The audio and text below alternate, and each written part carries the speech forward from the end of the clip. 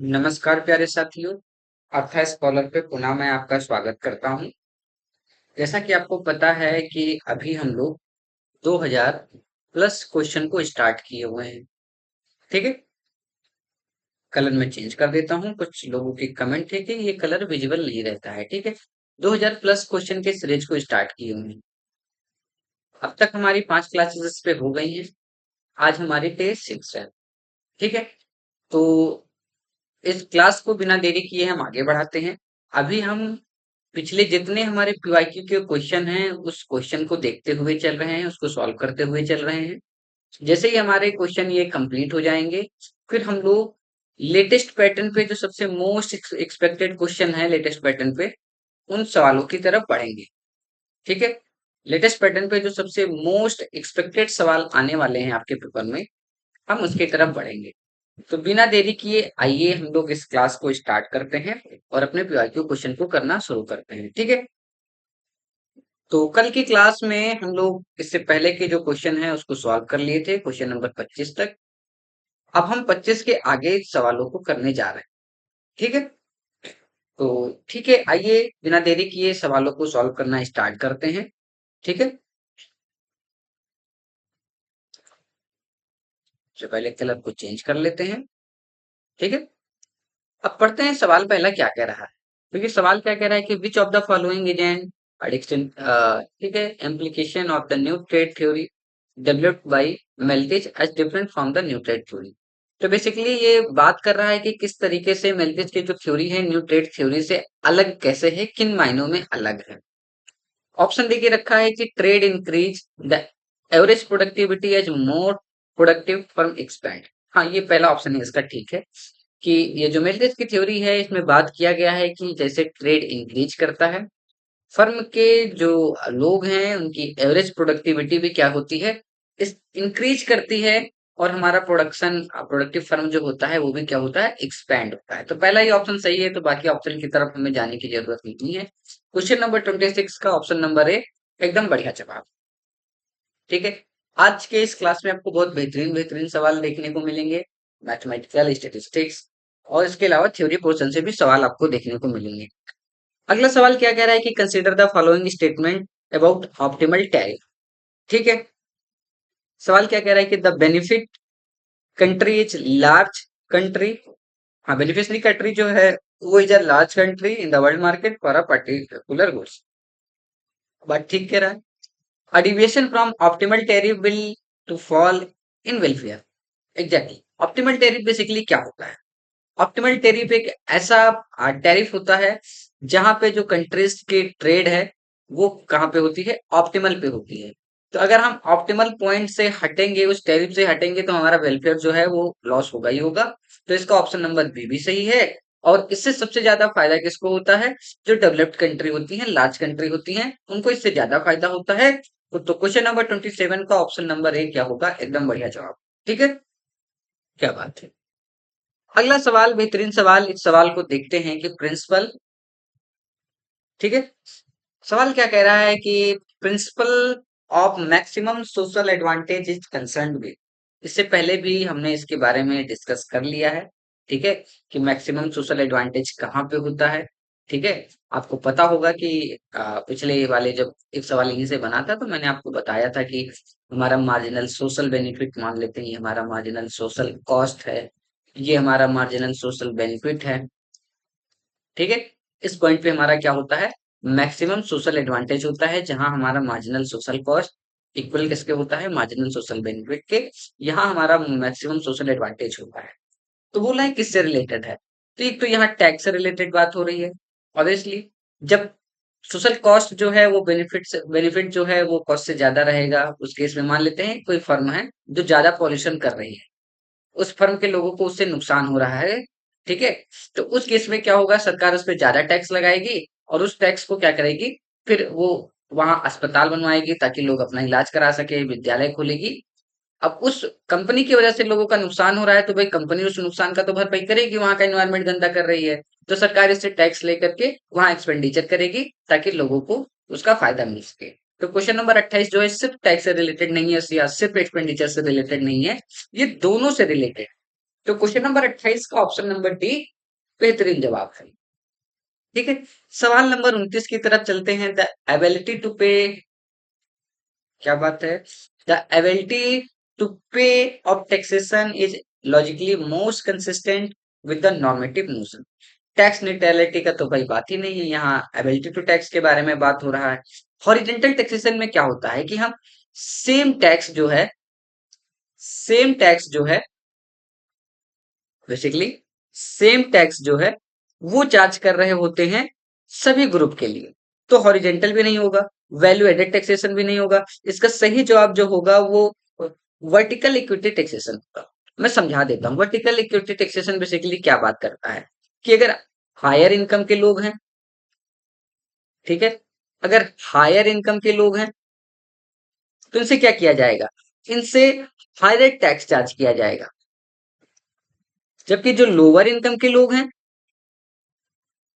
जिनकी इनकम थोड़ी कम है, उनसे टैक्स भी क्या किया जाएगा, थोड़ा कम टैक्स चार्ज किया जाएगा। अब भारत में देखते हैं कि जो 12 लाख वाले हैं, ठीक है, इनसे कुछ परसेंट टैक्स चार्ज किया जाता है, लेकिन जैसे ही 12 से 30, 30 से 50, 50 से 1 करोड़ पहुंचते हैं, टैक्स का जो रेट है वो 10% से 20%, 20% से 30%, और ये बढ़ता चला जाता है। तो कहने का मतलब क्या है कि ज्यादा इनकम वाले ज्यादा पे करेंगे। इस तरीके के जो प्रिंसिपल होते हैं वो किस पे बेस होते हैं, वर्टिकल इक्विटी पे बेस होते हैं। ठीक है, तो क्वेश्चन नंबर 29 का ऑप्शन नंबर डी एकदम बेहतरीन सवाल है। ठीक है, जवाब जो है एकदम ठीक जवाब है। अगला जो सवाल है, the greater the elasticity of supply the greater is. अब देखिए, मैं इस सवालों को कैसे सॉल्व किया जाता है वो मैं आपको सिखा देता हूं, ताकि आप भविष्य में यहाँ से सवाल कभी गलत ना करें। ठीक है, दो कॉन्सेप्ट मैंने पहले भी आपको क्लास में समझा के रखा है, अभी भी समझा देता हूँ कि इन सवालों को, टैक्स बर्डन वाले सवालों को किस तरीके से सॉल्व करते। ठीक है, किस तरीके से टैक्स बर्डन वाले सवालों को सॉल्व करते हैं। तो आपको दो चीजें सबसे पहले ध्यान देना है कि डिमांड पे बात हो रहा है, डिमांड कर्व की बात हो रहा है, या सप्लाई साइड की बात हो रहा है। ठीक है, दो चीजें आपको ध्यान देना है। अब अगर ये दो चीज आप पकड़ लेंगे तो फिर आप सवाल को देख ले जाएंगे। अब अगर डिमांड ज्यादा इलास्टिक है, ठीक है, डिमांड जो है इसकी इलास्टिसिटी अगर हाई है, अगर इसकी इलास्टिसिटी हाई, तो जो टैक्स बर्डन पड़ेगा वो किस पे पड़ेगा, वो टैक्स बर्डन पड़ेगा हमेशा सेलर पे। जितनी ज्यादा इलास्टिसिटी रहेगी, ज्यादा पोर्शन उसका सेलर जो है वो बियर करेगा।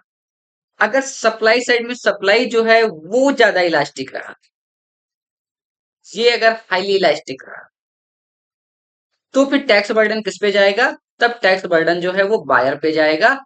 बहुत सिंपल कॉन्सेप्ट में मैं आपको इसको समझा रहा हूं। ठीक है, तो इस बात को हमेशा अपने दिमाग में रखिएगा जब ऐसे सवाल आपके पेपर में पूछे जाते हैं। ठीक है, सवाल अब क्या कह रहा है, greater elasticity of supply. Supply आपको यहाँ दिख रहा है, इस सप्लाई के बारे में बात हो रहा है। सप्लाई क्या है, ग्रेटर है। तो अगर ग्रेटर सप्लाई है, सप्लाई हाईली इलास्टिक है, तो बर्डन किस पे जाएगा, बायर पे हमेशा जाएगा। तो किस पे जाएगा, इंसिडेंस ऑफ टैक्स किस पे पड़ेगा, वो बायर पे पड़ेगा। ठीक है, तो इसको ऑप्शन नंबर ए क्या होगा, एकदम सही जवाब हो जाएगा। इसमें कोई सोचने की बात नहीं है। ठीक है, अगला सवाल जो है वो बेसिकली कंजम्पशन फंक्शन दिया गया है, आईएस इक्वेशन हमें निकालना है। तो आईएस इक्वेशन हम कैसे निकालते हैं, पता होगा कैसे। हम करते हैं y is equal to C plus I करते हैं। ठीक है, c यहाँ कितना देके रखा है भाई, c यहाँ देके रखा है, c इक्वल टू 0.75y। कितना है, 0.75y देके रखा है। आई कितना देके रखा है ये भी देख लेते हैं। आई जो देके रखा है 110 माइनस 0.25y, कितना, 110 माइनस 0.25 आई, यही है। हाँ बिल्कुल यही। तो आइए सॉल्व कर लेते हैं, कुछ भी नहीं करना है, हम इसको क्या करेंगे, इधर सॉल्व कर लेते हैं। तो y is equal to C plus I. C कितना है, 0.75y प्लस इतना माइनस 0.25i। इधर हमारा क्या है, y है। इस y को इस साइड भेज देंगे तो हमारा हो जाएगा y minus 0.75y is equal to 110 minus 0.25i हो जाएगा। अब अगर इसको हम सॉल्व करेंगे तो इधर कितना बचेगा, 0.25y बचेगा, 0.25y is equal to 110 minus 0.25y। ठीक है। अब देखिए y इक्वल टू अगर हम वहां से निकालेंगे तो 110 0.25, ठीक है, माइनस 0.25 अपॉन 0.25 आई, तो ये तो कट जाएगा। अब अगर इसको काटना है हमें तो यहाँ से हम हटाएंगे और यहाँ बढ़ाएंगे डबल जीरो, तो फिर ये कितना हो जाएगा, ये आई थिंक हो जाएगा आपका, आप अगर करेंगे इसको तो 25 चौको 100 होता है, 1100 दे के रखा है, तो यानी ये 440 के अप्रॉक्स हो जाएगा। ठीक है, 440 माइनस वाई, तो ये हमारा क्या हो जाएगा, आई एस का इक्विलिब्रियम हो जाएगा। इसमें कोई संदेह की बात नहीं है, आप बड़ी आसानी से कर ले जाएंगे। ठीक है, तो आइए देखते हैं, ये ऑप्शन दिया गया है, बिल्कुल ये ऑप्शन जो है वो दिया गया है, इसमें कोई संदेह की बात नहीं, हो जाएगा आसानी से ना ये, बिल्कुल। अब आइए हम अपने अगले सवाल की तरफ बढ़ते हैं। अगला सवाल क्या कह रहा है, थोड़ा सा विजिबल हो जाए, मैं इसको छोटा कर देता हूं। ठीक, अगला सवाल क्या कह रहा है कि if the central prediction of the growth model of the solo is valid, if the central prediction of the growth model of solo is valid, किस किस में वैलिड होगा, तो कह रहा है कि पर capital real GDP difference among nation will increase. बिल्कुल नहीं, अगर वैलिड, अगर सोलो का मॉडल जो है वो वैलिड है तो पर कैपिटल इनकम जो होगा वो दो देशों का इंक्रीज नहीं करेगा, वो डिक्रीज करेगा। तो पर capital real GDP difference among the nation will diminish, बिल्कुल बिल्कुल। तो ऑप्शन नंबर 32 का बी सही जवाब होगा कि अगर वो central prediction of the growth model जो सोलो है वो वैलिड उसी केस में होगा जब ग्रोथ के साथ रियल जीडीपी जो है, दो देशों के बीच का जो डिफरेंस होगा जीडीपी का, वो क्या होगा, डिमिनिश करना स्टार्ट करेगा, यानी ऑप्शन नंबर बी हमारा एकदम सही जवाब हो जाएगा। ठीक है, अगले सवाल की तरफ चलते हैं। सवाल नंबर 33, सवाल नंबर 33 कि इसका ऑप्शन यहाँ पे दे के रखा है, ये फुली विजिबल होगा। इस सवाल को बनाने का प्रयास करें, ये इन्वेस्टमेंट क्राइटेरिया से है, आपने अपने पीजी के दिनों में पढ़ा होगा, यूजी के सिलेबस में ये नहीं है, तो जो बच्चे पीजी ढंग से पढ़े हैं उनके लिए तो बड़ा आसान है इस सवाल। क्या क्या सवाल लेके रखा है, द टाइम सीरीज क्राइटेरिया के बारे में पहले बात किया गया है। ठीक है, अब आपको इसको बताना है, तो देखिए टाइम सीरीज क्राइटेरिया, ये वाला फेमस है, तो ये हम सबको जनरली पता होता है, तो जो पता है वहीं से स्टार्ट करते हैं। ये किसके द्वारा दिया गया है, ये दिया गया है ए के सैन के द्वारा, ए के सैन के द्वारा। तो ए का जो सही जवाब होगा वो सेकंड होगा, सेकंड किसमें है, सेकंड ए में है और सी में है, तो बी वाला हमारा गलत जवाब हो जाएगा, डी हमारा, डी पहले ही एलिमिनेट कर देते हैं। अब देखिए सोशल मार्जिनल प्रोडक्टिविटी क्राइटेरिया, ये किसका है, तो ये भी बहुत फेमस है, दो ऑप्शन हमें मिल गए, ये किसका है, ये ए खान का है।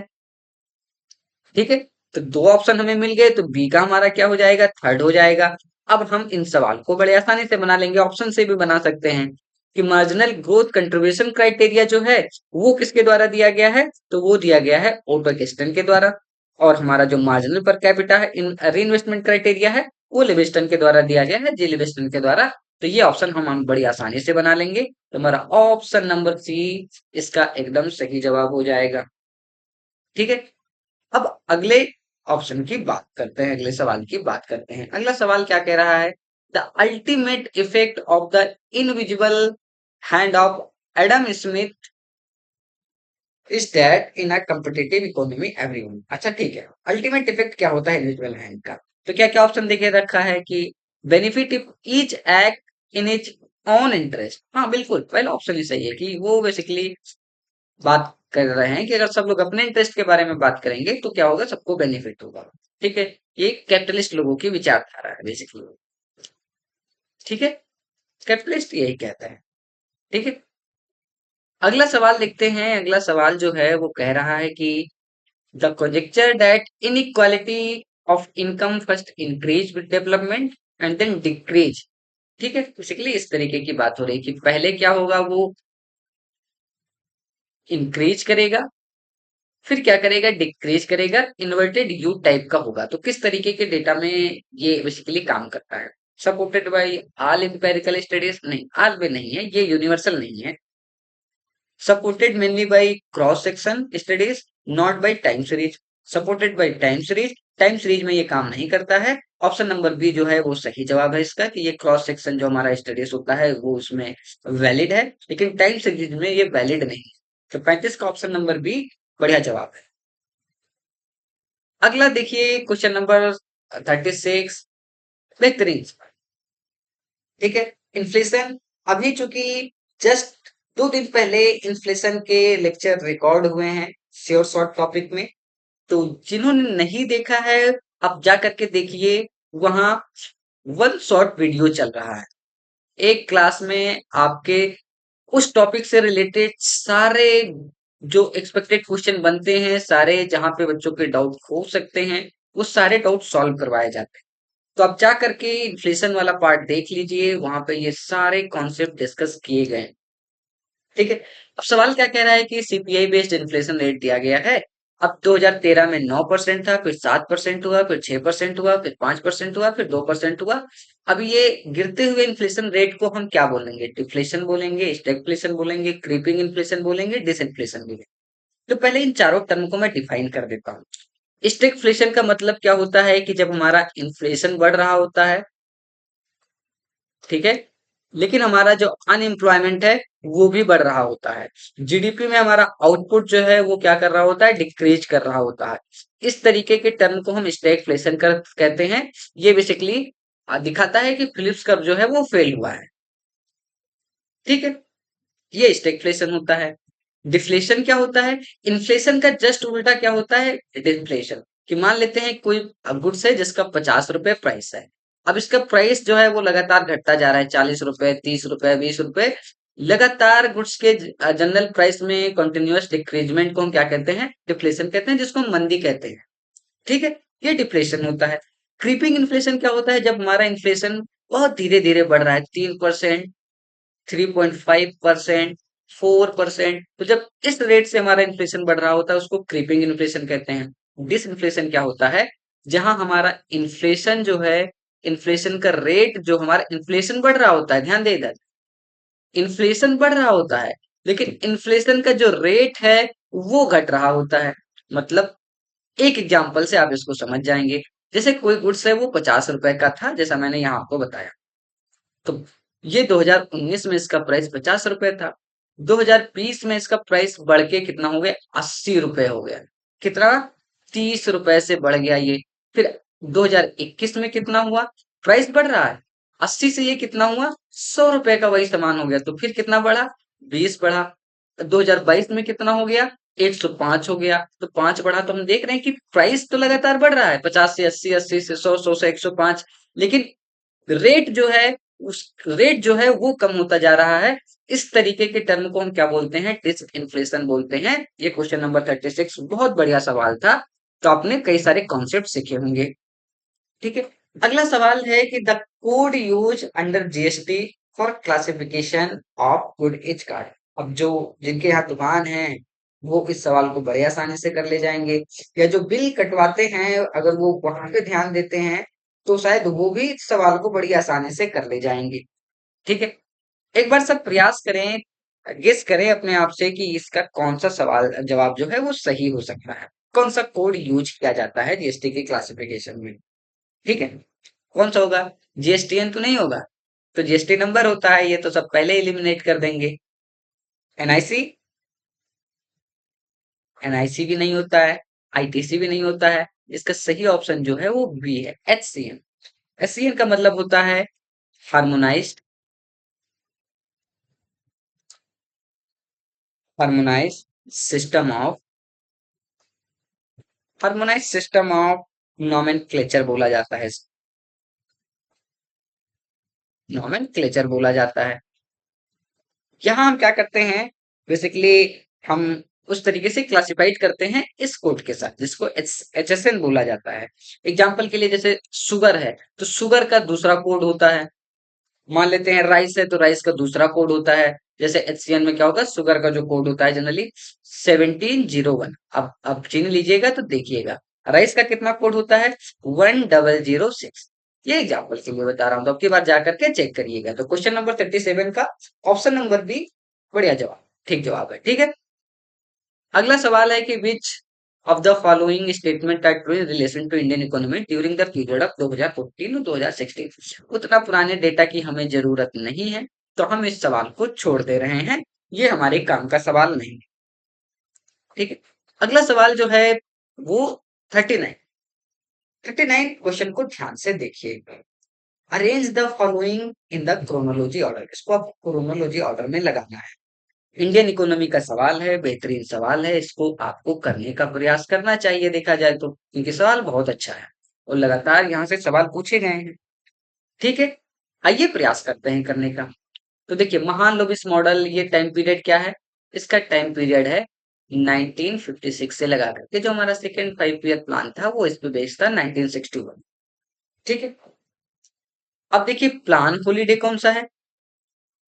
तो देखिए प्लान हॉलीडे आपको पता होगा, ये थर्ड ईयर 5 प्लान के बाद आपको पता होगा उस समय बड़ा युद्ध युद्ध हो गया था पाकिस्तान से 1965 में। तो ये 1967 से 1969 वाले टाइम पीरियड का है।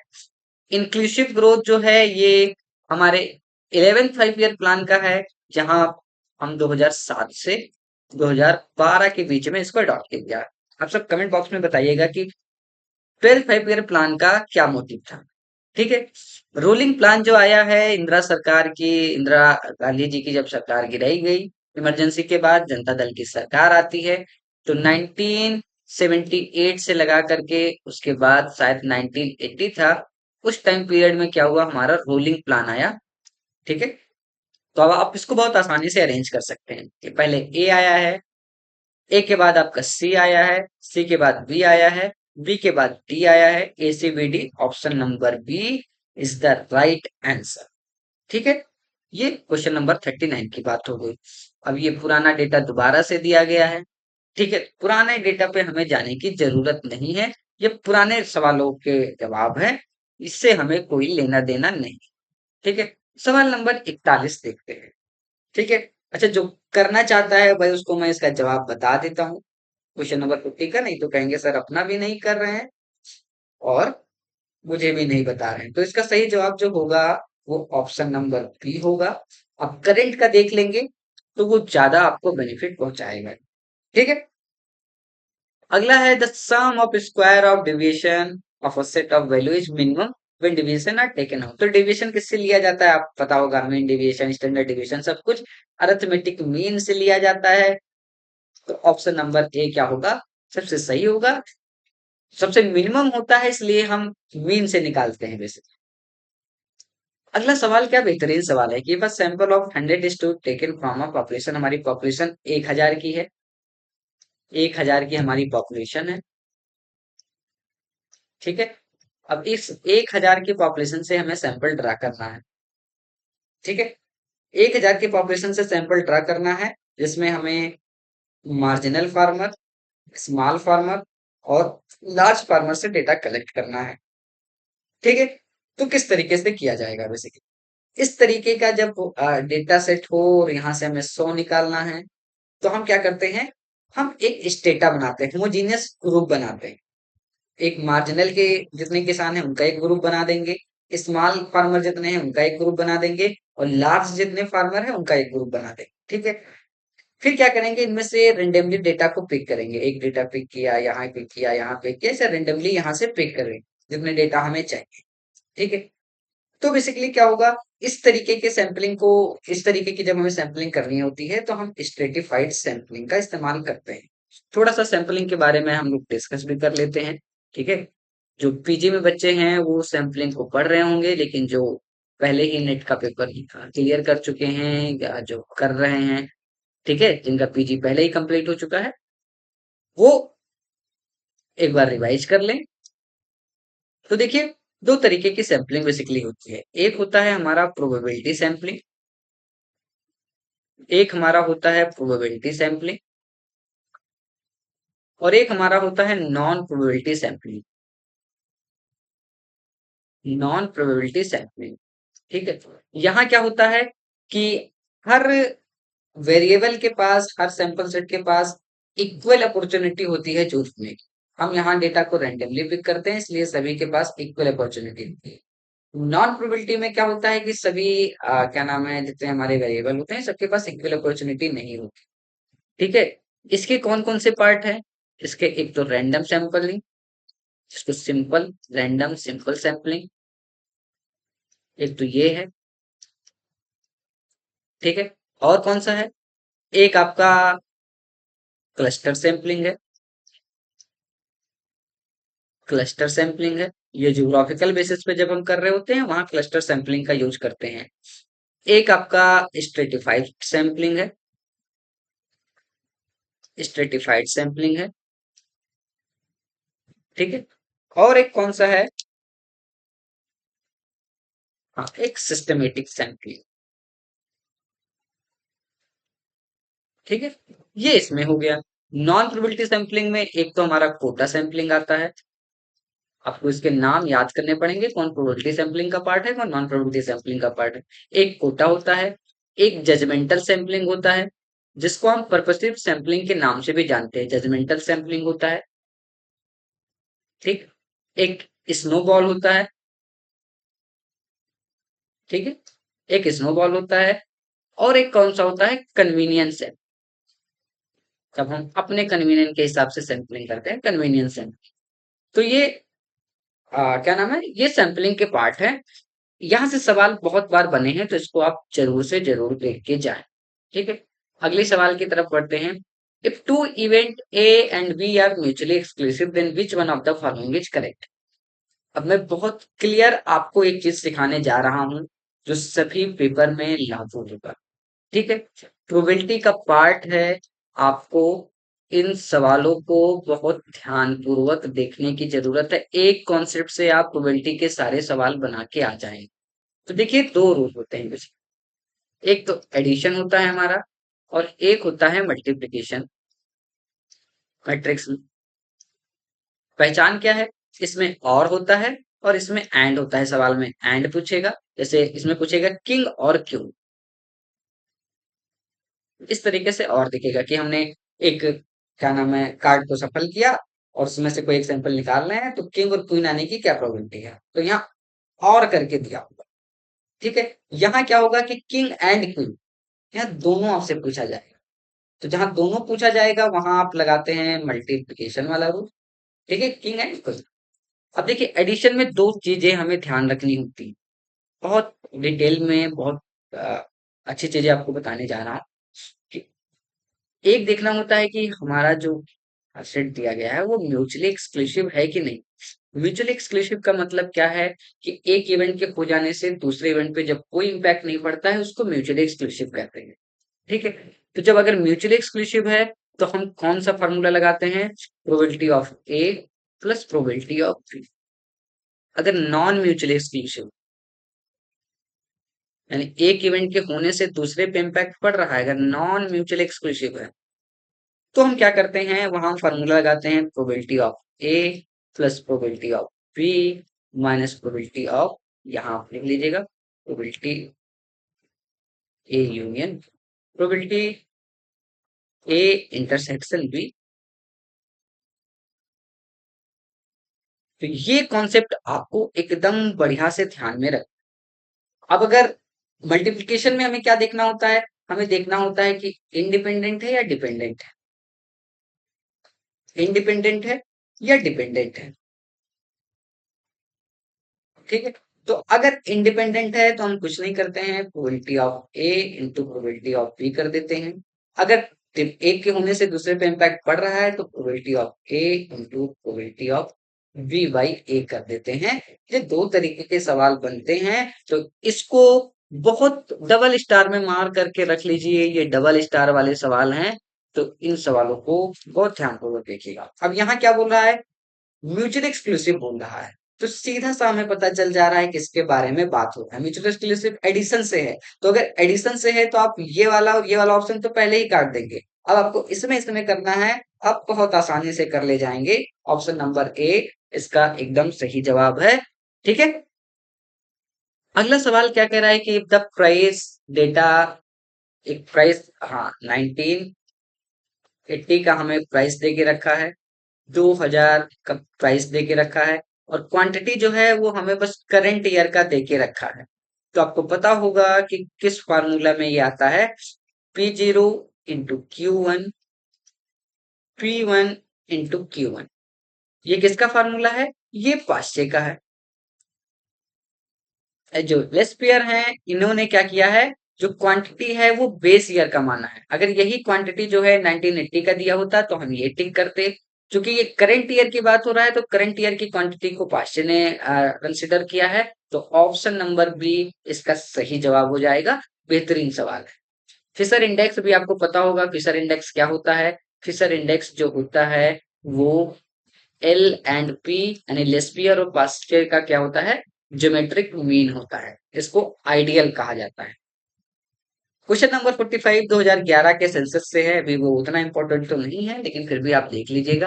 विच among the following state has the smallest urban population as per census 2011? तो कौन सा है? बिहार है नहीं, ये हिमाचल प्रदेश इसका सही जवाब है। क्वेश्चन नंबर 45 का ऑप्शन नंबर सी एकदम सही जवाब है। ठीक है, अगला सवाल देखते हैं कि Friedman argues that money demand function is a stable function. बिल्कुल उन्होंने कहा स्टेबल फंक्शन है।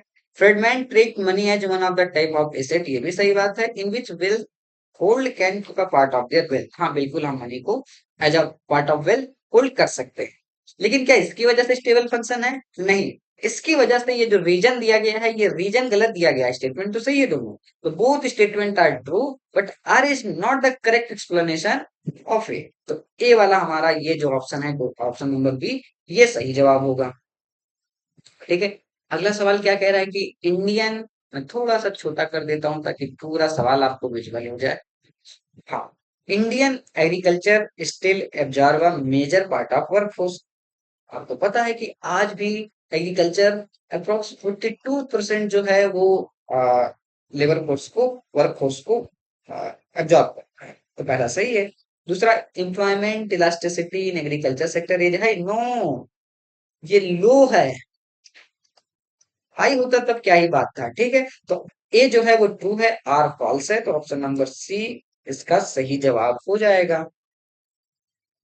अगला सवाल देखते हैं, reveal preference theory exclude the explanation of give and good. ठीक है, revealed preference theory consider only negative income elasticity. अरे यार ये तो गलत जवाब है, ये गलत है। ए हमारा सही है, तो ऑप्शन नंबर सी इसका सही जवाब हो जाएगा। इसको एक्सप्लेन करने की जरूरत नहीं है क्योंकि आसान सवाल है।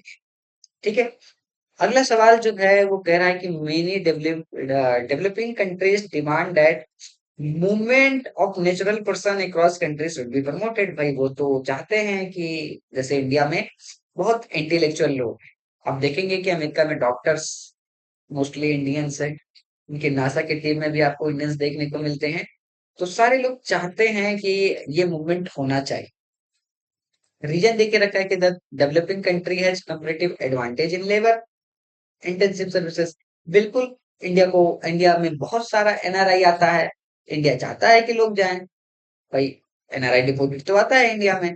तो दोनों सही है, ए भी सही है, आर भी सही है। और आर आर जो है इसका correct explanation, option number A क्या होगा, सही जवाब हो जाएगा। सवाल नंबर 50 आज का अंतिम सवाल है और इस सवाल को सब एक बार बनाने का प्रयास करेंगे। सवाल आपको आसान ही दिख रहा है।